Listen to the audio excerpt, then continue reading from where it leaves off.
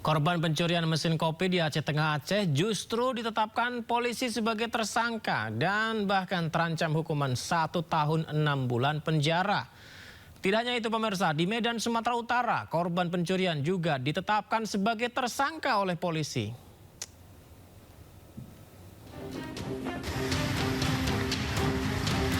Rumah inilah saksi bisu pencurian mesin penggilingan kopi di Wih Bakong, Silih Nara, Aceh Tengah. Sandika, keponakan pemilik mesin kopi, justru ditetapkan sebagai tersangka oleh polisi. Sandika Agustus tahun lalu mencari mesin kopi, menemukan dan menangkap pelaku. Namun pelaku melawan saat dibawa ke kantor desa dan mendapat pukulan dari Sandika. Pelaku melapor pada polisi sehingga Sandika harus menghadapi persidangan di Pengadilan Takengon sebagai terdakwa 4 Februari besok. Pencuri itu karena memang pelajaran bang. Satu lagi memang memberontak mereka bertiga bang. Tidak mau kooperatif dibawa ke desa bang. Korban pencurian bersama sejumlah orang melakukan penangkapan terhadap 2 terduga pelaku pencurian di salah satu hotel di kawasan Jalan Jamin Ginting, Medan Tuntungan, Kota Medan pada 23 September 2025 lalu. Korban pencurian sempat menyeret pelaku keluar dan dimasukkan mobil hingga distrum. Korban pencurian justru ditetapkan polisi sebagai tersangka. Polisi memberikan keterangan dalam kasus ini, korban pencurian dan pelaku telah ditetapkan sebagai tersangka. Dari Aceh Tengah dan Medan, Sumatera Utara, Yusradi dan Adi Palapa Harahap iNews melaporkan. Presiden ke-7 RI Joko Widodo menyebut kasus fitnah ijazah harus sampai di pengadilan. Meskipun telah memaafkan 2 tersangka kasus, namun Jokowi menegaskan proses hukum tetap berlanjut. Hal ini disampaikan Presiden ke-7 RI Joko Widodo di kediamannya di Solo, Jawa Tengah. Menurutnya kasus pelaporan ijazah ke Polda Metro Jaya adalah urusan hukum.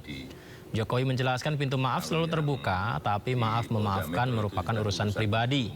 Sementara urusan hukum harus terus sampai ke pengadilan. Karena Jokowi menginginkan pengadilan sebagai forum untuk menunjukkan bukti mengenai kasus fitnah ijazah. Pintu maaf selalu terbuka.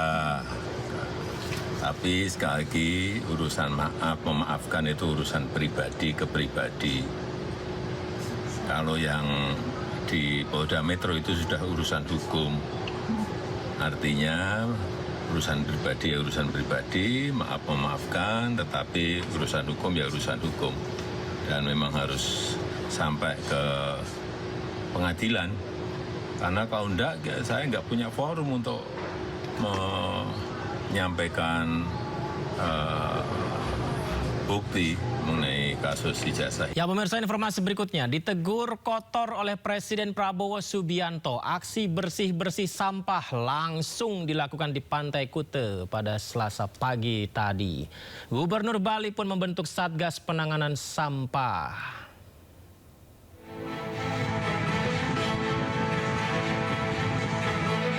Gerak cepat penanganan sampah di kawasan wisata Kuta langsung dilakukan Forkopimda Bali, melibatkan TNI Polri, Dinas Lingkungan Hidup serta siswa sekolah untuk aksi bersih-bersih pantai.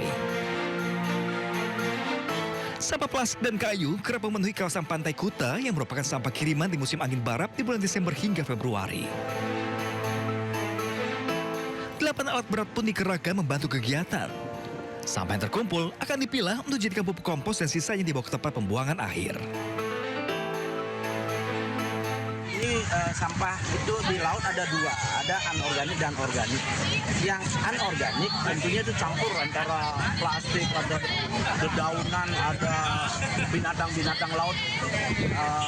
Itu akan dipilah, kemudian akan dibawa ke TPA karena TPA masih bisa berfungsi ya. Tetapi kayu-kayu kita potong, sekarang kita kerahkan tukang potong, itu kita akan bawa ke mesin wood chipper kami di Mengui Tani. Setelah menjadi bubuk, dia banyak fungsinya, bisa buat kompos, bisa untuk menguruk, bisa untuk media tanam. Itu untuk kayu-kayunya. Kita udah siapkan alat untuk mencacah. Aksi bersih-bersih ini digelar usai kritikan Presiden Prabowo terkait penanganan sampah di kawasan wisata Kuta. Oh, Bali so dirty now. Bali not nice. Maaf ya, gubernur bupati-bupati dari Bali ini real loh. Bali bulan Desember 2025 Ini Pantai Bali. Bagaimana turis mau datang ke situ lihat sampah? Diketahui, kondisi sampah berserakan setiap tahun terjadi, di mana sebanyak 8 ton sampah dikumpulkan petugas DLHK Badung setiap harinya di akhir tahun. Gubernur Bali pun akan membentuk Satgas Penanganan Sampah menangani sampah di kawasan wisata dan perkotaan. Dari Badung, Bali, Indira Ari, iNews melaporkan. Harusnya jangan ditegur baru langsung dibersihkan ya. Harusnya sudah sadar dari awal bahwa ya kebersihan harus diutamakan apalagi tempat wisata. Kejaksaan Agung menemukan posisi tersangka kasus dugaan korupsi tata kelola minyak mentah dan tindak pidana pencucian uang. Riza Khalid terindikasi terakhir berada di kawasan Asia Tenggara atau ASEAN. Kapus Penkum Kejagung Anang Supriyatna menyebut memperoleh informasi dari penyidik dan dari hasil koordinasi sejumlah pihak termasuk imigrasi. Ditegaskan bahwa Kejagung belum dapat memastikan secara detail negara mana yang menjadi lokasi keberadaan Riza Khalid saat ini. Yang terpenting adalah terbitnya Red Notice Interpol secara signifikan membatasi ruang gerak tersangka. Baik, memang kita tinggal menunggu itikat baik dari negara-negara yang diduga keberadaan MRC di negara tersebut. Tentunya nantinya kita akan mempersiapkan juga, akan ada dokumen kan dengan terbitnya Red Notice ini ada dua hal. Baik itu nanti dengan sistem deportasi, karena kita sendiri sudah mencabut kan. Yang kedua, saya juga nantinya dengan sistem kita siapkan ekstradisi. Informasi dari penyidik sih ada di salah satu negara. Ya, negara di wilayah ASEAN. Informasi penyidik, tapi pastinya saya tidak bisa memastikan. Yang jelas dengan terbitnya Red Notice ini akan membatasi ruang gerak yang bersangkutan karena akan termonitor oleh imigrasi seluruh negara-negara yang terikat dengan Interpol. Pemirsa, cuaca ekstrim berupa hujan deras dan angin kencang menerjang di sejumlah wilayah di Banjarnegara, Jawa Tengah. Tak hanya itu, hujan juga membawa butiran kristal es berukuran besar hingga menggegerkan warga, bahkan merusak sejumlah rumah warga.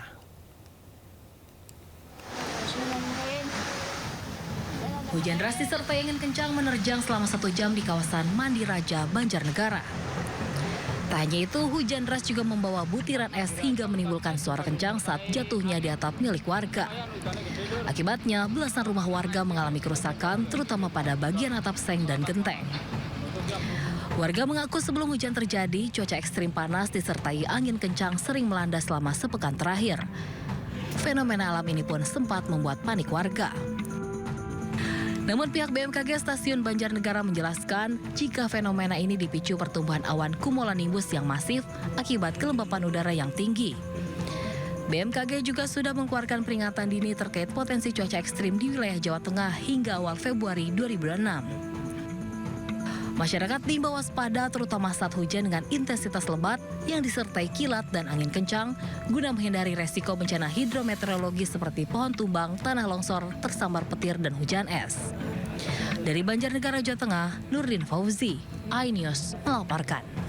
Sebagai upaya mencegah peredaran obat keras, petugas langsung turun ke lapangan untuk razia. Pada razia di kawasan Tanah Abang, Jakarta, petugas mengamankan ratusan butir obat keras dan menangkap pengedar.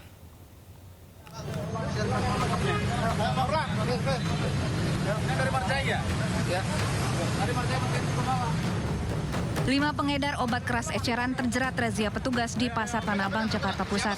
Pelaku dirazia lantaran nekat menjual obat keras yang masuk kategori daftar G secara terang-terangan dan tanpa resep dokter. Sebanyak 900 butir obat daftar G disita petugas dari tangan pelaku. Obat-obatan keras sering disalahgunakan untuk menimbulkan efek memabukkan. Selain itu, ratusan butir obat keras yang dijual secara ilegal ini diduga obat palsu. Selanjutnya, petugas akan menelusuri produsen hingga pemasok obat-obatan kepada penjual. Sementara, kelima pedagang obat keras yang terjaring diminta untuk membuat surat pernyataan dan hanya disanksi tindak pidana ringan. Dari Jakarta, Rani Sanjaya, iNews melaporkan.